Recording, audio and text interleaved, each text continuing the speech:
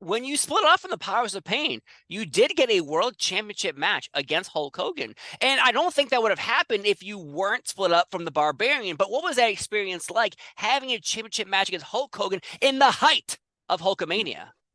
I tell you what, when you step in the ring against Hogan and all those flashes are going off, and also he rips that shirt up, man. I'm the one that's got goddamn goosebumps all over me, and everything just goes black for a second. It's like, wow, man, I'm in with the biggest name ever in professional wrestling, and he's doing all this. These flashes are going off, and it's just like, man, this is awesome. It's the coolest thing in the world to feel. My God. And then what was he like? Because you always hear stories about Hulk Hogan, and because of he was a huge star. So obviously, if you saw his name on the board of the town you're in, more money in your pocket. What was it like, though? What was he like backstage? Because everyone always sees the ripping of the shirt, the cupping of the ears. Is he a nice man? Is he polite to the other boys? He's very nice to everybody. He's just like one of the guys back there and that stuff, straight up in that stuff, and but it's all business too and that stuff. So, and I appreciate it. And I always respect him, and he always respected me, and that meant a lot to me. Well, there you go. That's all you need sometimes in business is little cash, a little creative, a little respect. Yep. Though it's nice to hear that because again, in current days, Hulk Hogan sometimes is looked at in a different light, but I still will always appreciate everything he did for the wrestling business. And if no one acknowledges his presence and how much he put forth in where we are today, then they're just lying to themselves. So Right. that's He changed the whole business for a big man. He changed the whole business. No one had ever seen a big man ever crawl on their knees and sell the way he ever did in his life, and got sympathy. Actually, got sympathy as a big man. right. That was amazing. I know. Well, also the WWF at the time had a monster factory, and it seemed like that was a great cause of, hey, we got Yeah. Andre, we got King Kong Bundy, we got Warlord, we got Ooh. Barbarian, Big Bossman, Akeem. You go through the list Yeah. of big Yeah, men, we did. Yes, we did. and it was always impressive to see it because the storyline is so simple. Can Hulk Hogan defeat this monster? It's so Yep. simple, so easy to tell, and yet sometimes you wonder. You're like, I don't. I, I don't know if he's gonna do it. And then of course he would do it, but because he would Hulk up, and it was Oh, the listen, greatest things if you ever. watch every match Hogan ever did when he make his comeback, the same comeback every single night, it didn't matter. It's what the people wanted. When they saw him start hulking up, they know he's going to throw the block punch, block punch, block punch, throwing a big boom, strap that big leg. And the people didn't care. They Yes. wanted and they loved it. Yes, I would compare Hulk Hogan to like a Western where the good guy is going Yeah. to win in the end. John Wayne. Yes, John Wayne, perfect example because you go to a movie and you expect the good guys always to win. So when you Yep. suddenly see a movie where, like, say, a bad guy wins, you're like, I'm sorry, what just happened? My body doesn't know what to do with those feelings.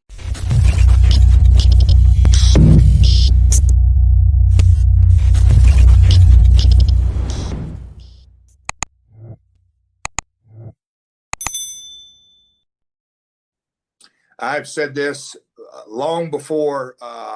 A few people have coined this phrase: "Never say never" in this industry.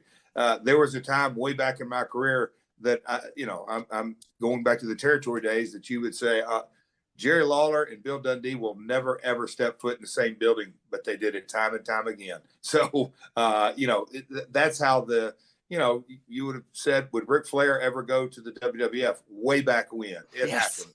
Would Sting ever go to the WWF? Never going to happen.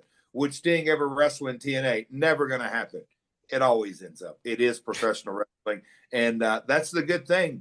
That's why I just think we've always been an anomaly. Obviously, we're not true sport or pure entertainment. It's very, very competitive. But at the end of the day, the fan base drives so much of our industry, and that's what makes it exciting. You never know what's going to happen, and with the advent of social media, man, it's such a driver that the vocal fan base. Yeah, there's a lot going on. What a wild world that I grew up watching on television. Hulk Hogan, and now on the flip side, full circle, everything comes around. He is watching me on television. There you go. Isn't that wild? Dig it.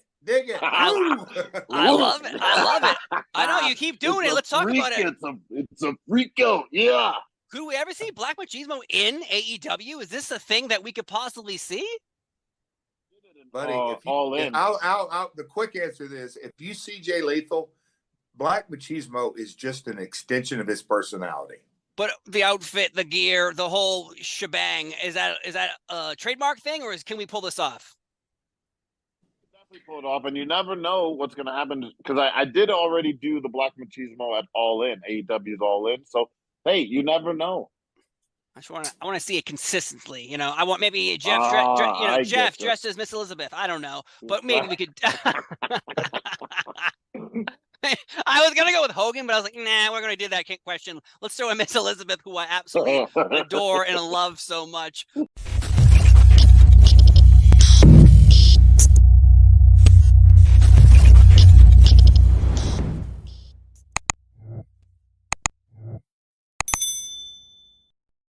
Though that I think that's amazing that Hulk Hogan, out of all the people he lost to in the wrestling world, which is a very small, I bet you could count it on one hand, and yet you are on that hand of And it's funny Jacques because Rougeau. you should have been there in the dressing room that night, because when I was in the dressing room that night, I had no idea what was going over. Oh. And when I said, no, not at all. I was going in to do the job. Even in Montreal, I was just so happy that he worked with me. It was just so notorious and prestigious to be in the ring with Hulk Hogan. So I wasn't in the same caliber as him. So when I got in the dressing room, but since I booked the show, I'm the one who booked Flair, Malenko, Eddie Guerrero. I booked the whole show. It was my card. I booked the show and asked for the cards that I wanted to. Ric Flair was on the card, and so I booked that show. So when we got in the dressing room, and the what was it called? Also, the Harlem Heat was in there too, Oh, and there yeah. was a lot of good talent, and that Eric Bischoff permitted me to take, from WCW. So when I got in the dressing room that night, we're all there, and out of nowhere, I come in the dressing room. I guess everybody knows it's my show. So when I come in the dressing room, it's like Hulk takes the word up and he stands up and he says, "Okay, brother." He says, "What are we doing tonight?" So I looked at him and I started laughing. Like he's asking me, like, what are we doing tonight? So funny. And then he says, "Brother, don't laugh. It's your show." He says, "How are you beating me tonight?" And then I really started laughing. Like I thought, that's funny, Hulk. That's really, really funny. "I'm serious, brother." He says, "It's your show." He says, "It's your time tonight." He says, how do you want to beat me?" And then you could hear like a pin drop in the dressing room. All the boys were like, "Is this serious or is this a rib?" You know? And you should have. It was an amazing night. So many things are amazing about that night. The fact that I decided to go out first because I wanted him to come out of just he's so great, and I just out of respect, I told Hulk, I said, "I'm going to go in first," and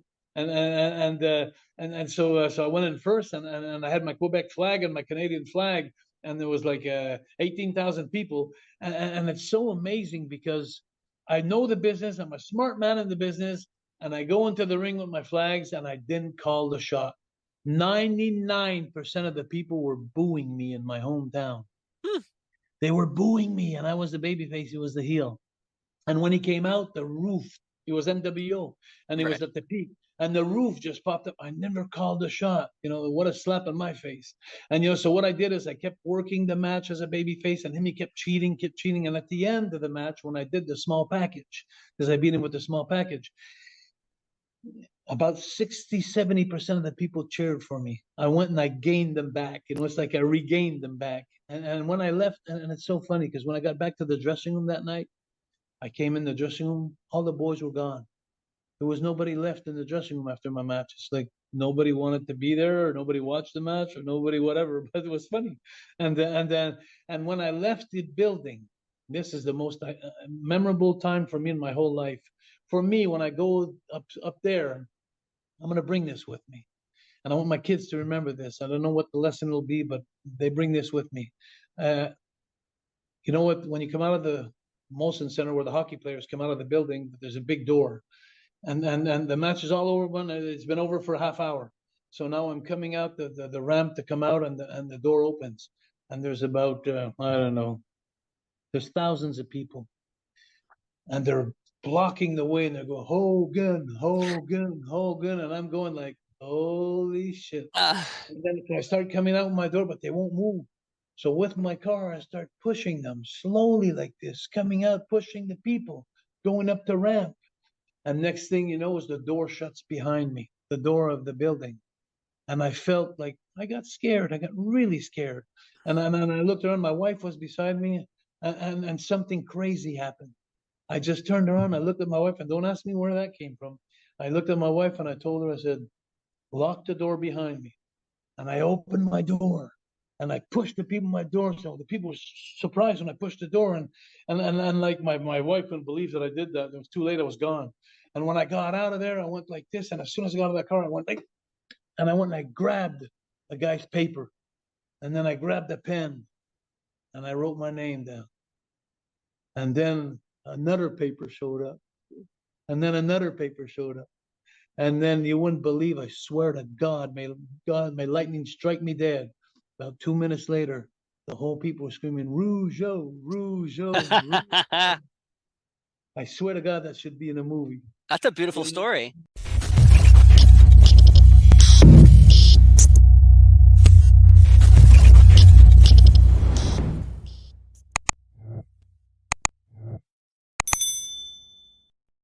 You've been involved with so many great matches, WrestleMania main events, from even that match, the 1, 2, 3 Kid and Razor Ramon, where he beat him and started his career. Is there a match that jumps out to you as the one that you go, damn, like I am beyond proud, and I will tell everyone that I was involved with this match till the end of time? I mean, now I really hate to say, because there's so many incredible matches I've done in my career, and I don't want to take anything away from any talent, but it's in different categories. You want to talk about the Icon Rock and Hogan match, with just the reaction of the Canadians, the Toronto crowd, and Canada is just such a huge wrestling, and they really have a lot of respect for wrestling.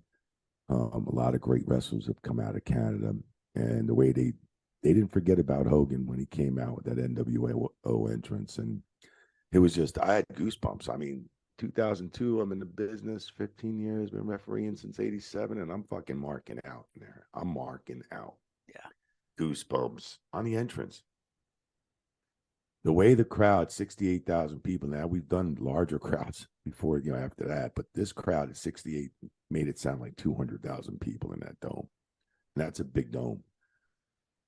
So even just with the shove off, the face off, I marked out, the shove off, the tackle, the Hulk up, it was just the way that it was just fucking unbelievable. Now, was that the most, and did I have to stress and make sure my bump was right? I had to make the timing when I came back in the ring to make sure I was there for Rock to take that shoulder tackle. And they just, that match, they hit it out of the ballpark, the Icon against Icon, and I always say, like, Hogan passed the torch. I mean, Andre passed the torch to Hulk Hogan when Joey Morello was the referee. And then Hogan finally passed the torch to The Rock, and then The Rock takes the torch and he goes to Hollywood a couple of years later. I mean, it was like, fuck.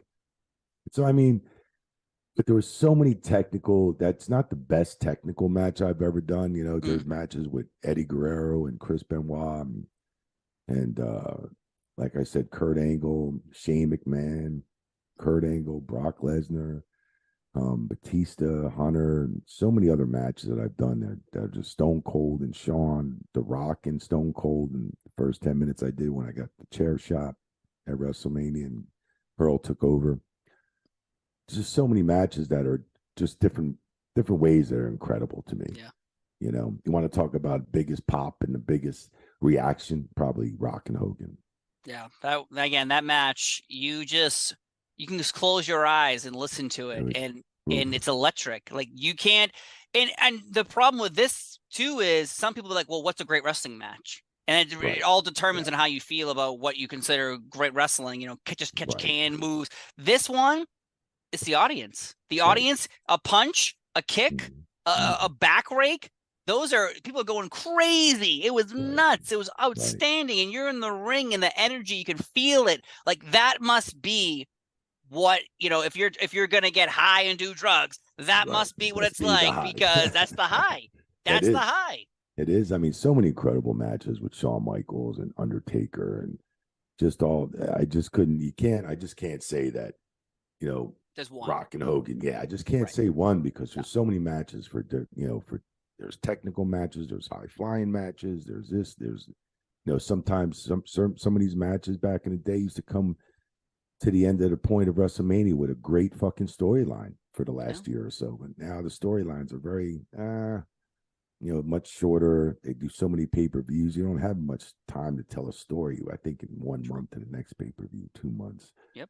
You know, I'd like to see him build a storyline up between two guys like Rock and Stone Cold. I believe they didn't touch for a year when they got to WrestleMania, and that fucking crowd was buzzing. That was another hot crowd. Yeah, there's been some incredible storylines. One that will always jump out to my mind, and with referees, the Earl Hebner, Dave Hebner, the how much did the plastic surgery cost, and the double referee screwing screwing Hogan out of the championship. Of course, Macho Man and Hogan and Miss Elizabeth, WrestleMania 5, the Mega Powers explode. The build up to these matches took a year. The Macho Man Hogan was 1 year from WrestleMania 4 to WrestleMania 5. Both in the Trump Plaza.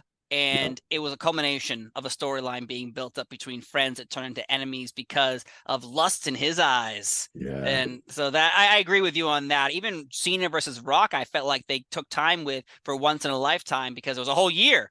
And Rock was filming movies. So what do you do?